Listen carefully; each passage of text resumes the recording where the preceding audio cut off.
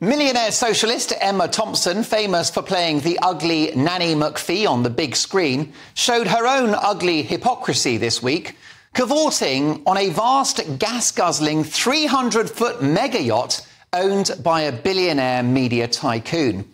Not out of character for these duplicitous stars, Thompson seems to have left her politics to one side in accepting the invitation. The said media tycoon is Barry Diller, the co-founder of the US conservative news channel Fox News, whose right-wing output I've got no doubt she detests. But what she doesn't detest is the chilled champagne and caviar served up on this opulent vessel. Yes, it's got a couple of sails if you're lucky enough to get a wind up, but this vast boat, built for pleasure only, it's exclusively a holiday yacht, relies on two enormous diesel engines, plus fossil fuel-powered generators, presumably to power the jacuzzi. Cruising on a super yacht comes with a carbon footprint the size of Texas. Of course, none of this would matter if it wasn't for Thompson's previous finger-wagging pronouncements about the state of the environment. She's given her backing to Extinction Rebellion, on one occasion flying in a massive aeroplane from LA to offer her support.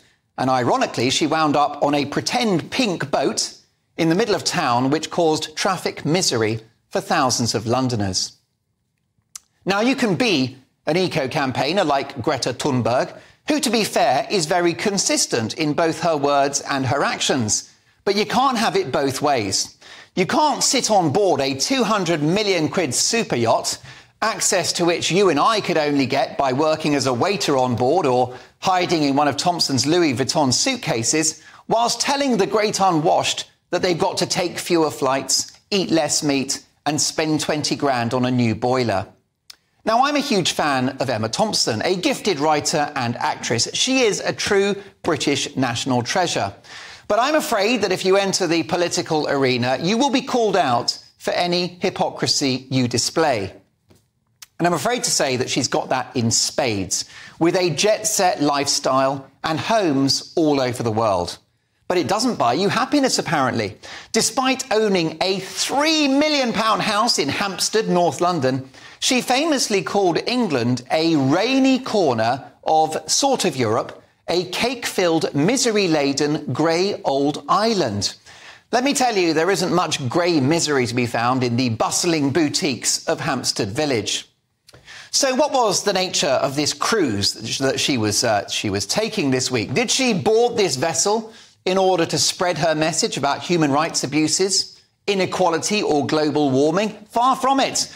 Dame Emma was in Italy to attend the Diana von Furstenberg Awards, which recognises and supports extraordinary women who are dedicated to transforming the lives of other women. Well, she's certainly dedicated to transforming her own life, isn't she? Meanwhile, she and her husband have become honorary citizens of Venice after they fled England to their house in the picturesque city to spend the COVID pandemic in the Italian sun. Isn't that nice? Us idiots had to stay here in the UK. What did she call this place again? A cake-filled, misery-laden, grey old island. Poor old us. Now, I've got no doubt that Emma Thompson has genuine concerns about the environment, and I'm sure that she does her bit to help the cause and indeed the plight of people less fortunate than her. She is a good egg.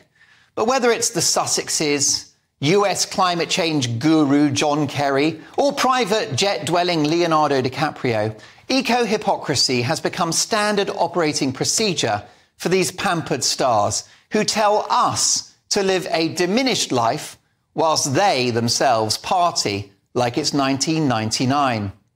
Emma Thompson is a successful and highly decorated actress with 2 Oscars to her name.